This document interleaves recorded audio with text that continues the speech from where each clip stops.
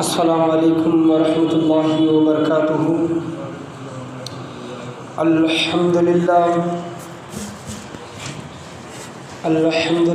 رب العالمین والعاقبۃ للمتقین، الصلاۃ والسلام علی سید الانبیاء والمرسلین وعلی آلہ وصحابہ اجمعین، اما بعد فاعوذ باللہ من الشیطان الرجیم، بسم اللہ الرحمن الرحیم۔ الا ان اولیاء اللہ لا خوف علیہم ولا هم يحزنون، صدق اللہ ومولانا رسولہ النبی الامین المکین الکریم، وعلی آلہ الشاہدین والشاکرین والحمد للہ رب العالمین۔ تقریر کا آغاز کرنے سے پہلے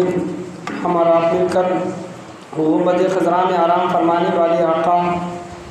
لمبے لمبے ہاتھوں سے بھیک دینے والے داتا، حضور مکی مدنی تاجدار مدینہ سرور و قلب و سینہ جناب احمد مجتبی محمد مصطفیٰ صلی اللہ علیہ وسلم کی بارگاہ اقدس میں درود و سلام کا ہدیہ نچھار کریں۔ پڑھی بآواز بلند اللہم صلی علی سیدنا و مولانا محمد مبارک سلیم صلی اللہ علیہ الصلاۃ والسلام علیک یا رسول اللہ صلی اللہ علیہ وسلم۔ اور ایک مرتبہ نبی اور آل نبی کی بارگاہ میں درود و سلام کا ہدیہ نچھار کریں۔ اللہم صلی علی سیدنا و مولانا محمد مبارک سلیم صلی اللہ علیہ الصلاۃ والسلام علیک یا رسول اللہ صلی اللہ تعالیٰ علیہ وسلم۔ خطبے کے بعد میں نے جس آیت کریمہ کا شرف حاصل کیا، اللہ تبارک و تعالیٰ 11ویں پارے میں ارشاد فرماتا ہے، اعوذ باللہ من الشیطان الرجیم، بسم اللہ الرحمن الرحیم۔ الا ان اولیاء اللہ لا خوف علیہم ولا هم يحزنون، الا خبردار، ان اولیاء اللہ، بے شک اللہ تبارک و تعالیٰ کے ولیوں پر نہ کوئی خوف ہے اور نہ وہ رنجیدہ و غمگین ہوں گی۔ یہ اولیاء اللہ کے اللہ تبارک و تعالیٰ اپنے دوستوں کی شان بیان کر رہا ہے، اور شان بیان کرنے سے پہلے اللہ تبارک و تعالیٰ لوگوں کو یہ بتا رہا ہے کہ الا، اے لوگوں، خبردار ہو جاؤ کہ میرے ولیوں کے شان میں ذرہ برابر بھی گستاخی نہ کرو، خبردار، الا۔ اور اللہ تبارک و تعالیٰ خبردار کہہ کر ولیوں کے متعلق بیان فرماتا ہے کہ ان اولیاء اللہ، بے شک اللہ تبارک و تعالیٰ کے جو ولی ہوتے ہیں، لا خوف علیہم، وہ کبھی بھی خوف زدہ نہیں ہوتے، علیہم ولا هم يحزنون، اور نہ وہ کبھی رنجیدہ ہوں گے اور نہ غمگین ہوں گے۔ اور اولیاء اللہ کی اگر ہم شان دیکھیں گے اور ان کی پہچان دیکھیں گے تو دنیا میں بھی نہ وہ کسی سے خوف رکھتے ہیں، نہ کسی چیز کا غم رکھتے ہیں، نہ کسی چیز سے وہ غمگین ہوتے ہیں، نہ مایوس ہوتے ہیں۔ یہ تو اولیاء اللہ کی دنیا کی شان ہے۔ اللہ تبارک و تعالیٰ ان کی شان دنیا کی بھی بیان کرتا ہے اور آخرت کی بھی شان ان کی بیان کرتا ہے کہ نفسا نفسی کا عالم ہوگا۔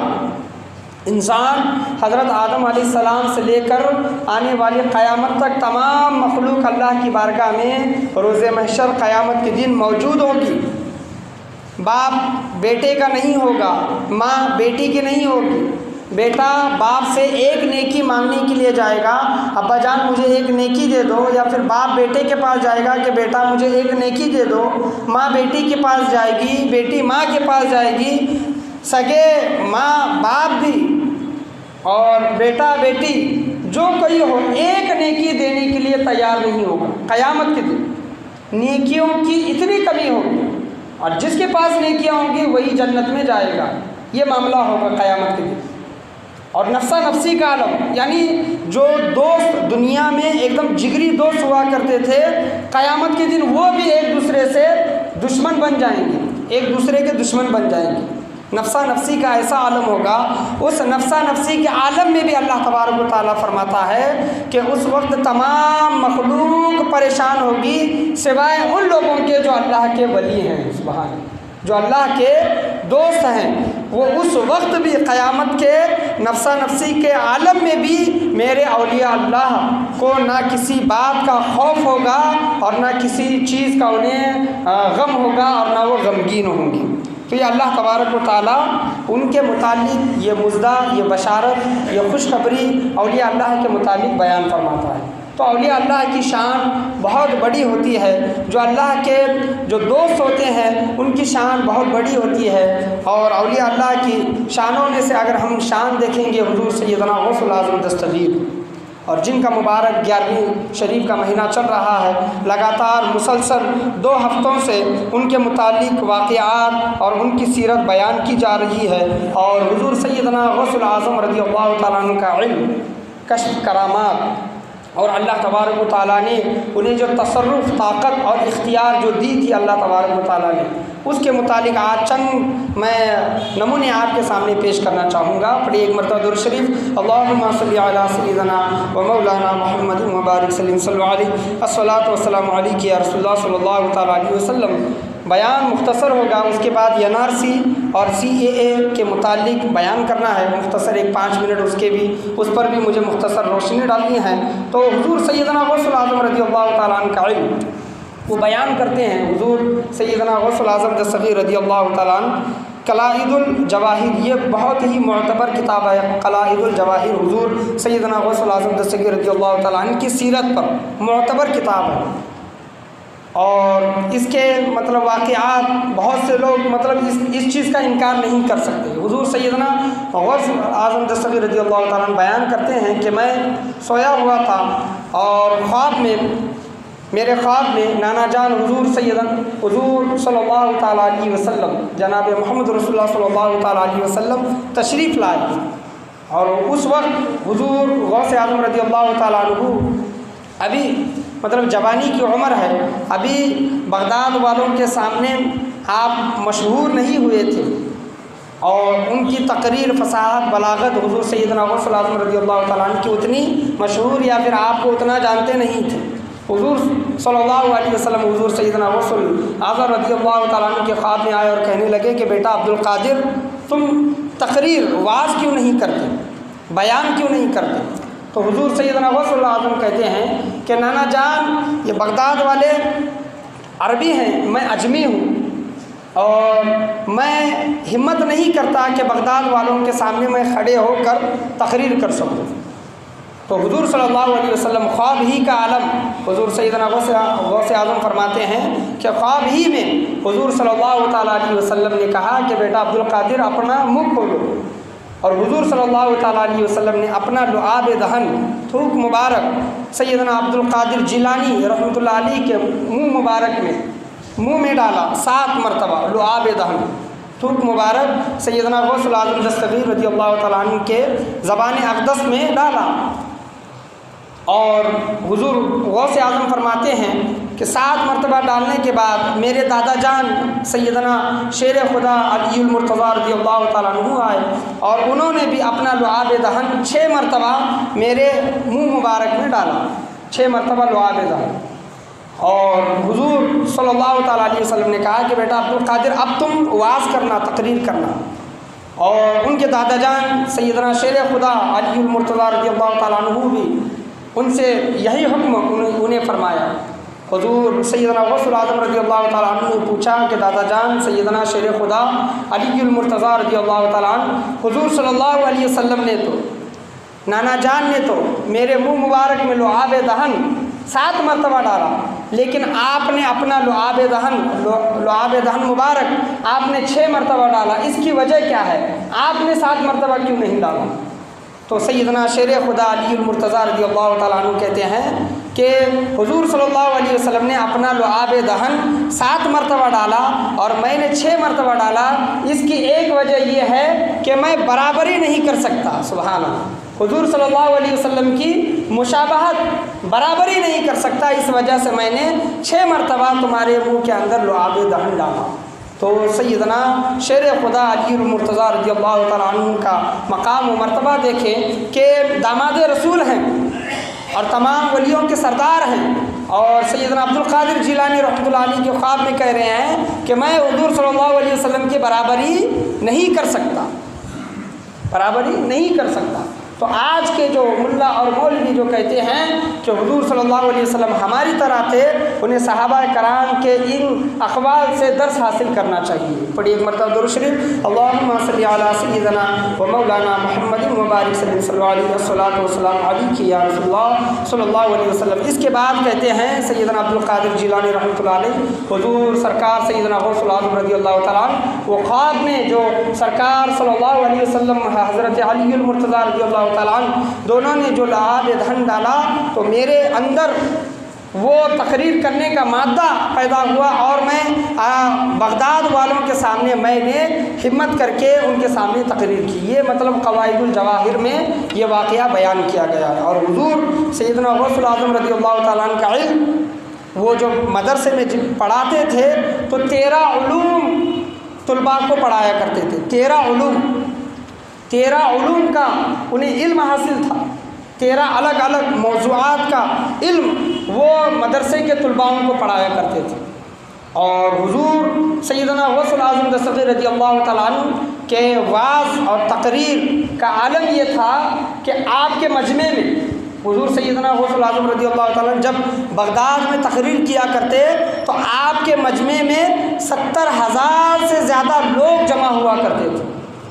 اپنے سواریوں پر سوار ہو کر، اپنے کھچر گھوڑے اونٹ وغیرہ جو بھی دور دراز علاقے سے حضور سیدنا غوث العظم رضی اللہ تعالیٰ عنہ کی مجلس میں آتے تھے، اور 70,000 سے زیادہ لوگ جمع ہوا کرتے تھے۔ اس سے آپ حضور سیدنا غوث العظم رضی اللہ تعالیٰ عنہ کا علمی مقام جان سکتے ہیں کہ حضور سیدنا غوث العظم رضی اللہ تعالیٰ عنہ کا علم کتنے بلند آفاق و بلیات پر تھا، آفاق اور آسمانوں پر تھا، کہ حضور سیدنا غوث العظم رضی اللہ تعالیٰ عنہ کی تقریر سننے کے لیے 70,000 سے بھی زائد لوگ آیا کرتے تھے۔ اور آپ کی کرامت آپ نے سنی ہوگی کہ اگر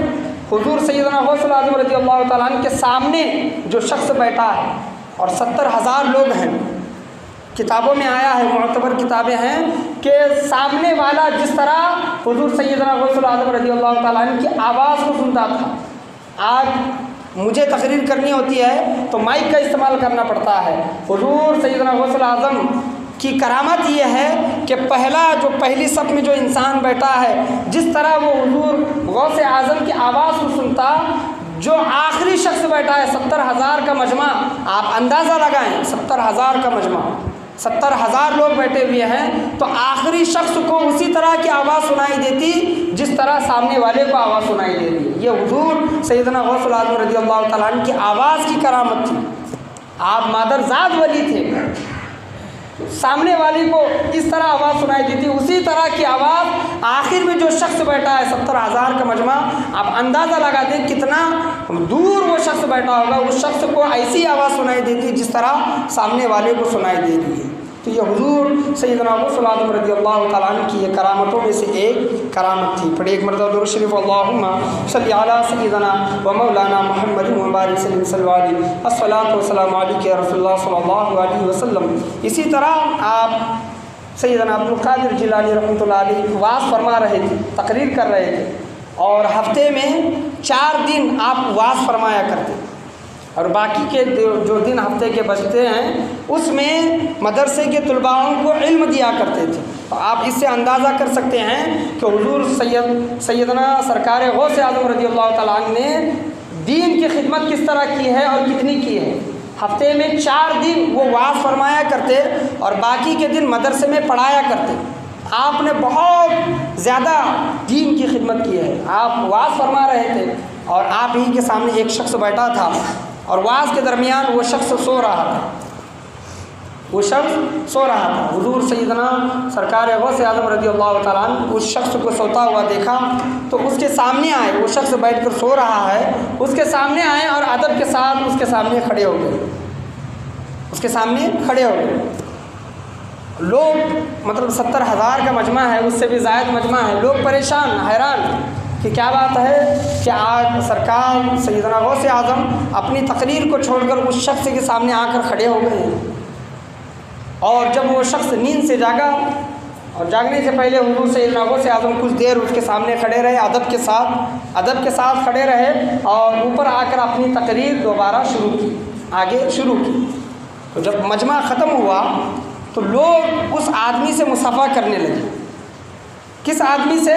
جس آدمی کی حضور سیدنا غوث اعظم نے عزت کی تھی، ان کے سامنے ادب سے کھڑے ہوئے تھے، اس کے ساتھ مصافحہ کرنے لگے، اس کے گلے ملنے لگے اور تمام واقعہ اس کے سامنے بیان کیا کہ تمہاری شان تو بہت بڑی ہے۔ آج پیر صاحب تقریر کرتے کرتے نیچے اترے ممبر سے اور تمہارے سامنے ادب کے ساتھ کھڑے ہو گئے، تو ہمیں یہ لگتا ہے کہ تم بہت بڑے ولی ہو،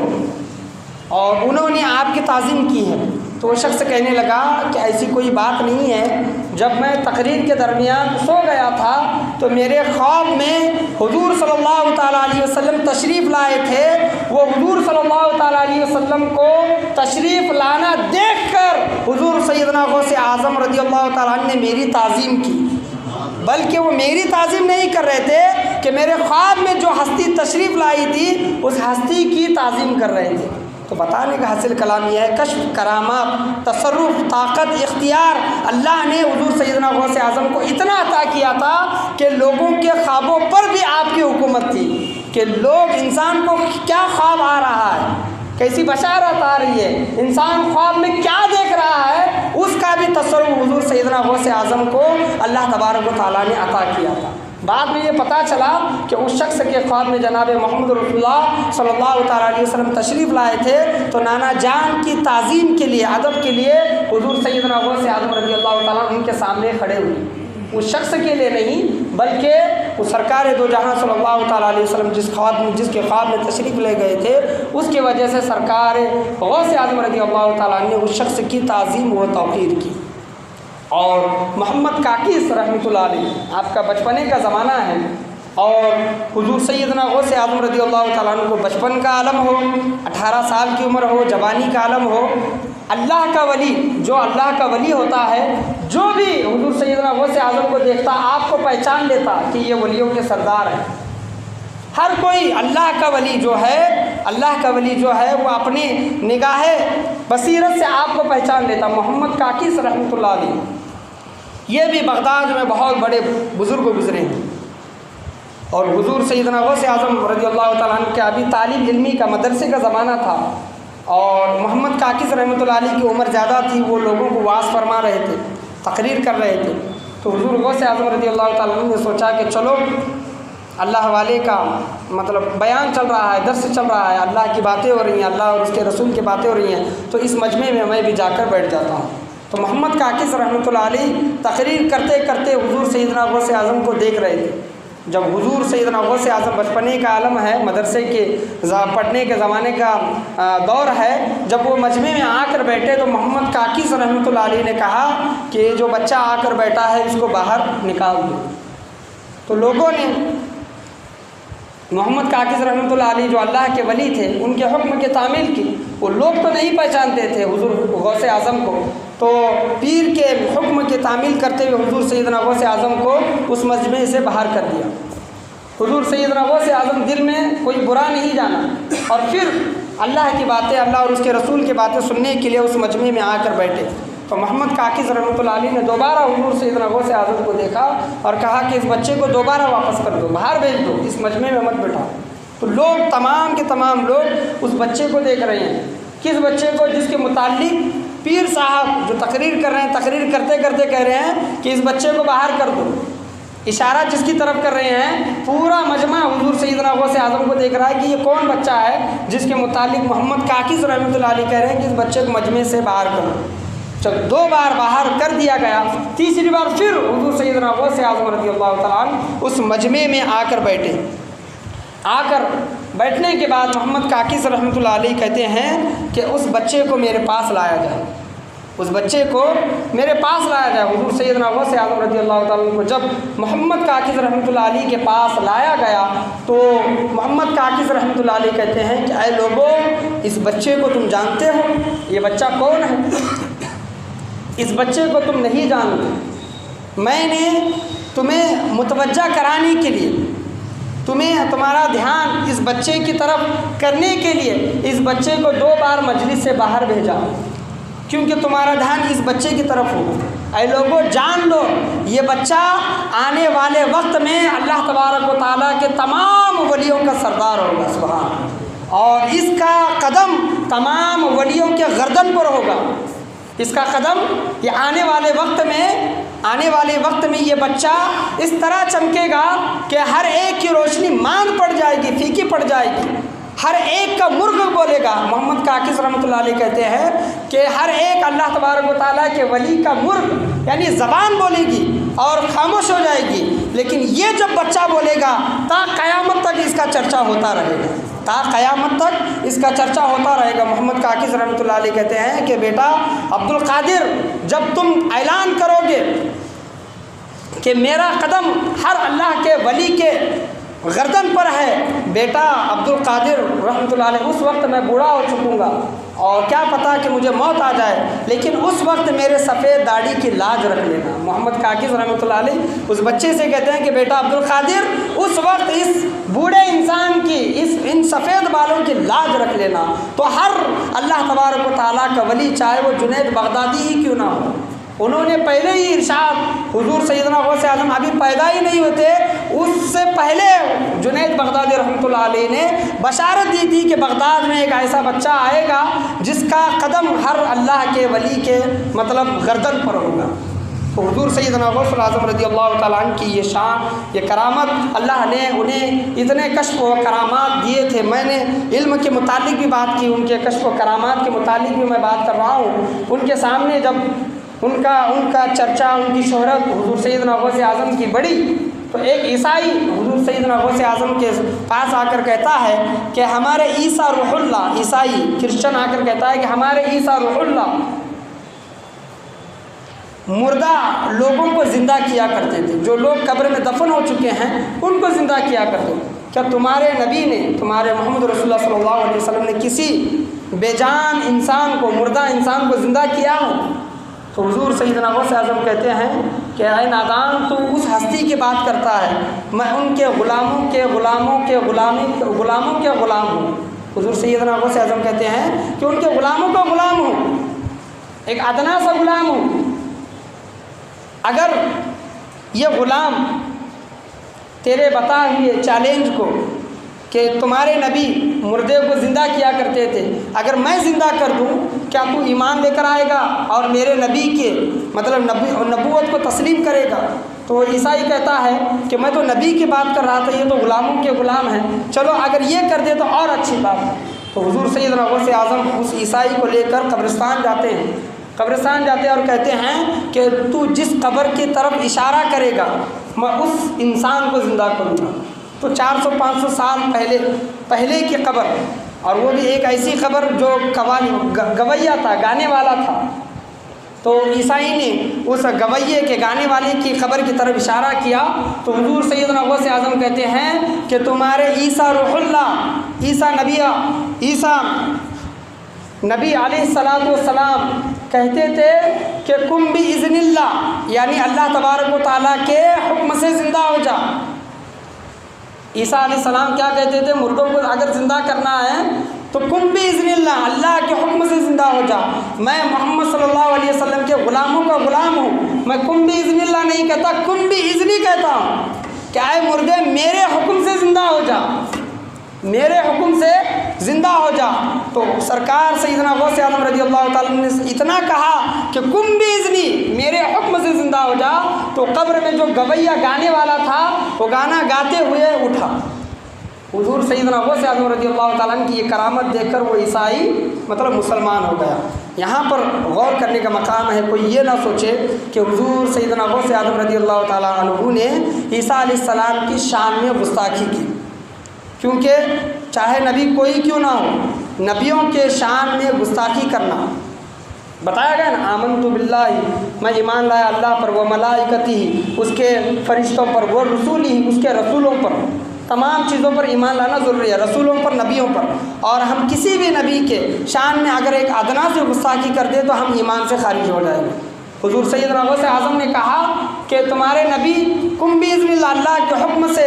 بول کر زندہ کرتے تھے، لیکن میں کم باذنی، میرے حکم سے زندہ ہو جاؤں۔ اس کا مطلب یہ ہے، میں آپ کو بیان کرنا چاہوں گا کہ اللہ کے پیارے نبی صلی اللہ علیہ وسلم کی حدیث ہے کہ جب بندہ اللہ تبارک و تعالیٰ کی یاد میں کھو جاتا ہے، یہ سیدنا عیسیٰ علیہ السلام کی شان میں گستاخی نہیں ہوئی، بلکہ محمد رسول اللہ صلی اللہ تعالیٰ علیہ وسلم کی عظمت شان بتانے کے لیے حضور سیدنا غوث اعظم رضی اللہ تعالیٰ نے کم باذنی کا حکم دیا کہ دیکھ کہ جب ان کے غلاموں کا جب یہ عالم ہے تو سرکار کا عالم کیا ہوگا، جب ان کے غلاموں کا جب یہ عالم ہے تو صحابہ کا کیا حال ہوگا، صحابہ کا جب یہ حال ہے تو جناب محمد رسول اللہ صلی اللہ تعالیٰ علیہ وسلم کا کیا مقام و مرتبہ ہوگا۔ تو عیسائی تو سمجھ گیا، لیکن میں آپ کو سمجھانے کے لیے بول رہا ہوں کہ جب کوئی انسان، حضور صلی اللہ علیہ وسلم فرماتے ہیں کہ اللہ کی یاد میں فنا ہو جاتا ہے، اللہ کی یاد میں کھو جاتا ہے اور اللہ کا ولی مقرب بندہ بن جاتا ہے، تو اللہ تبارک و تعالیٰ فرماتا ہے، حضور صلی اللہ علیہ وسلم فرماتے ہیں، حدیث قدسی ہے کہ اللہ اس شخص کا ہاتھ بن جاتا ہے جس سے وہ دیتا ہے، اللہ اس ولی کا ہاتھ بن جاتا ہے جس سے وہ دے رہا ہے، اس کا پاؤں بن جاتا ہے جس سے وہ چل رہا ہے، اس کی آنکھ بن جاتا ہے جس سے وہ دیکھ رہا ہے، اس کی زبان بن جاتا ہے جس سے وہ بول رہا ہے، اس کا کان بن جاتا ہے جس سے وہ سن رہا ہے۔ تو اللہ تبارک و تعالیٰ کا ولی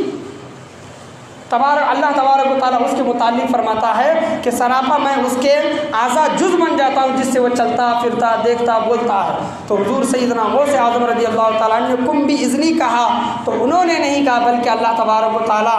حضور سیدنا غوث اعظم رضی اللہ تعالیٰ عنہ کی زبان میں حکم دے رہا ہے کہ کم باذنی، میرے حکم سے زندہ ہو جائے، یعنی اللہ کے ولی کا بولنا بھی اللہ کا بولنا ہے، اللہ کے ولی کا سننا بھی اللہ کا سننا ہے، اللہ کے ولی کا دیکھنا بھی اللہ کا دیکھنا ہے۔ جس طرح حدیث میں نے آپ کے سامنے بیان کی، اس کی روشنی میں اگر اس واقعے کو دیکھیں تو گمراہی و دلالت سے ہم ضرور بچیں۔ حضور سیدنا غوث اعظم رضی اللہ تعالیٰ عنہ نے مردوں کو بھی زندہ کیا، یہ ان کی شان کشف کرامت اللہ تبارک و تعالیٰ نے انہیں اختیار کیا۔ اور جب حضور سیدنا غوث اعظم رضی اللہ تعالیٰ عنہ کی جب ولایت کا کرامتوں کا جب چرچا بڑھا تو دشمن تو کس زمانے میں نہیں ہوتے، حضرت آدم علیہ السلام سے دشمن چلے آ رہے ہیں، اسلام کے دشمن حضرت آدم علیہ السلام کے دور سے چلے آ رہے ہیں۔ خود ہمارے نبی کریم صلی اللہ علیہ وسلم کے زمانے میں دیکھ لیں، ہر نبی کے دور میں دیکھ لیں، صحابہ کے دور میں دیکھ لیں، ولیوں کے دور میں دیکھ لیں، حضور سیدنا غوث اعظم رضی اللہ تعالیٰ عنہ سے بھی بغض دشمنی رکھنے والے تھے۔ انہوں نے پلان کیا کہ ہم نے حضور سیدنا غوث اعظم کا بہت کشف و کرامت سنے ہیں، تو چلے آج انہیں آزماتے ہیں۔ حضور سیدنا غوث اعظم کو آزماتے ہیں۔ کس طرح آزماتے ہیں کہ ہم ایک جنازہ تیار کریں گے اور جنازے میں ایک زندہ انسان کو سلائیں گے اور اس جنازے کو سرکار غوث اعظم رضی اللہ تعالیٰ کی بارگاہ میں خانقاہ میں لے کر جائیں گے اور کہیں گے کہ یہ فلاں انسان مر گیا ہے، آپ جنازے کی نماز پڑھا دیں۔ اگر آپ جنازے کی نماز پڑھائیں گے تو اللہ تبارک و تعالیٰ اس انسان کی بخشش و مغفرت فرمائیں گے۔ اور جب سرکار غوث اعظم جب جنازے کی نماز پڑھائیں گے تو ہم اشارہ کریں گے، تم ڈولی میں سے جنازے میں سے اٹھ کر کھڑے ہو جانا، اور ہم ان تمام لوگوں کا مذاق بنائیں گے اور کہیں گے کہ یہ کچھ نہیں ہے، یہ اللہ کے ولی نہیں ہے۔ تو اس طرح کا پلان ان کے دشمن حضور غوث اعظم رضی اللہ تعالیٰ عنہ کے دشمن نے یہ تمام پلان بنایا اور جنازے میں ایک زندہ انسان کو سلا کر وہ جنازہ سرکار غوث اعظم رضی اللہ تعالیٰ عنہ کے خانقاہ میں لے کر گئے اور کہا، یہ تمام واقعہ بیان کیا۔ حضور سیدنا غوث اعظم رضی اللہ تعالیٰ عنہ آئے اور ان کے ساتھ ان کے مریدین تھے، تو تمام لوگوں نے پیچھے کھڑے ہو گئے اور حضور سیدنا غوث اعظم رضی اللہ تعالیٰ عنہ نے جنازے کی نماز کے لیے ہاتھ باندھا اور پوری کی پوری نماز جنازے کی نماز پڑھی اور لوگ جنازے کی نماز ہو گئی۔ اب لوگ اشارہ کر رہے ہیں، آواز کر رہے ہیں، اس اندر جنازے میں سوئے ہوئے انسان کو اشارہ کر رہے ہیں کہ اٹھ جا، لیکن وہ اٹھتا نہیں۔ لوگ پریشان، لوگ حیران، جو ان کے دشمن ہے وہ حیران۔ جنازے کا جو کپڑا ہے وہ ہٹا کر دیکھتے ہیں، جو زندہ انسان کو جو سلائے تھے وہ صحیح میں مر گیا تھا، صحیح میں مر گیا تھا۔ اور لوگ معافی مانگنے لگے اور سرکار غوث اعظم رضی اللہ تعالیٰ کو پورا معاملہ بیان کرنے لگے کہ ہم نے یہ آپ کو آپ کی بے عزتی کرنے کے لیے، آپ کا مذاق بنانے کے لیے ہم یہاں پر آئے تھے، ایک زندہ انسان کو لے کر آئے تھے، آپ نے انہیں مردہ کر دیا۔ تو حضور سیدنا غوث اعظم کہتے ہیں کہ عبد القادر جیلانی جس کسی کا جنازہ پڑھ دے وہ قیامت تک اٹھ نہیں سکتا، قیامت تک۔ یہ بھی ایک کرامت ہے، جس طرح مردوں کو زندہ کرتے ہیں، زندوں کو مردہ بھی کرتے ہیں۔ وہ چیل کا واقعہ آپ نے سنا ہوگا کہ بیان کرتے کرتے وہ ایک چیل آواز کرنے لگی تو حضور سیدنا غوث اعظم رضی اللہ تعالیٰ اپنے بیان میں اپنے واعظ میں اتنے جوش میں تھے کہ چیل کو اشارہ کیا تو چیل کے 2 ٹکڑے ہو کر گر گئے۔ اور جب بیان مکمل ہوا، واعظ مکمل ہوا تو لوگوں سے پوچھا کہ یہ چیل کس طرح مری، تو لوگوں نے تمام واقعہ کہا۔ تو حضور سیدنا غوث اعظم رضی اللہ تعالیٰ نے اس کو حکم دیا کہ اللہ کے حکم سے زندہ ہو جا، تو وہ چیل زندہ ہو کر وہاں سے پرواز ہو گئی۔ تو حضور سیدنا غوث اعظم رضی اللہ تعالیٰ کا مقام، یہ مرتبہ یہ ہے، انہی کے متعلق اللہ تبارک و تعالیٰ اپنے ولیوں کے متعلق بیان کرتا ہے کہ اے لوگوں، میرے ولیوں کو معمولی نہ سمجھو، میرے ولیوں کو جو اللہ کے دوست ہوتے ہیں انہیں معمولی نہ سمجھو، ان کا چلنا پھرنا اٹھنا بیٹھنا بولنا لینا دینا دیکھنا سننا بولنا تمام چیزیں اللہ تبارک و تعالیٰ کی طرف ہوتی ہیں۔ تو جو اللہ کی یاد میں فنا ہو جاتا ہے تو اللہ تبارک و تعالیٰ اس کا ہاتھ پیر مطلب آنکھ زبان تمام چیزیں اللہ تبارک و تعالیٰ اس کا بن جاتا ہے۔ اللہ تبارک و تعالیٰ 11ویں پارے میں یہی ارشاد فرماتا ہے، الا خبردار ان اولیاء اللہ، جو اللہ تبارک و تعالیٰ کے دوست ہوتے ہیں ولی ہوتے ہیں انہیں نہ کسی چیز کا خوف ہوتا ہے اور نہ کسی بات کا غم ہوتا ہے اور نہ وہ کسی شے سے رنجیدہ اور غمگین ہوتے ہیں۔ یہ اللہ تبارک و تعالیٰ نے ان کی ایک نشانی بیان کی۔ ان کی نشانی دنیا ہو یا پھر آخرت ہو قیامت ہو، اللہ کا ولی جہاں کہیں ہو، دنیا میں ہو تو وہ کسی سے نہیں ڈرے گا سوائے اللہ کے، قیامت میں بھی اس کا وہی معاملہ ہوگا، نفسا نفسی کا عالم ہوگا لیکن اس کے چہرے پر شکم تک نہیں ہوگا۔ تو انہی اللہ والوں کے نقش قدم پر ہم تمام لوگوں کو چلنے کی توفیق و رفیق عطا فرمائے۔ اور حضور سیدنا غوث اعظم رضی اللہ تعالیٰ عنہ کا سب سے بڑی کرامت، سب سے بڑا جو بھی ان کا جوہر تھا وہ علم تھا۔ حضور سیدنا غوث اعظم رضی اللہ تعالیٰ نے علم حاصل کیا ہے، اور اتنا علم حاصل کیا ہے وہ اپنے قصیدہ غوثیہ میں بیان فرماتے ہیں کہ میں نے اتنا علم حاصل کیا کہ قطب بن گیا۔ تو ہمیں علم کی بہت ضرورت ہے۔ قرآن کی سب سے پہلے وہی جو اتری ہے اور آیت جو اتری اقرا یعنی پڑھیے، اللہ کے نام سے پڑھیے، تو اللہ تبارک و تعالیٰ ہو یا پھر حضور صلی اللہ تعالیٰ علیہ وسلم ہو یا پھر اللہ کے ولی ہو، یہ علم کو اہمیت دیتے ہیں۔ تو ہمیں بھی علم حاصل کرنے کی ہمیں بھرپور کوشش کرنی چاہیے، چاہے وہ دنیا کا علم ہو یا پھر دین کا علم ہو۔ ہمیں نہ دنیا کے علم میں پیچھے رہنا ہے اور نہ دین کے علم میں پیچھے رہنا ہے۔ آج ہم دنیا کے علم کو اہمیت دیتے ہیں، فوقیت دیتے ہیں، لیکن دین کے علم کو ہم نے یہاں تک محدود رکھا ہے کہ ہم نے ایک بار قرآن کو ختم کیا، ہدیہ ہو گیا بچے کا، تو ہمارا کام ہمارا معاملہ ہو گیا۔ رمضان کے مہینے میں ہم نے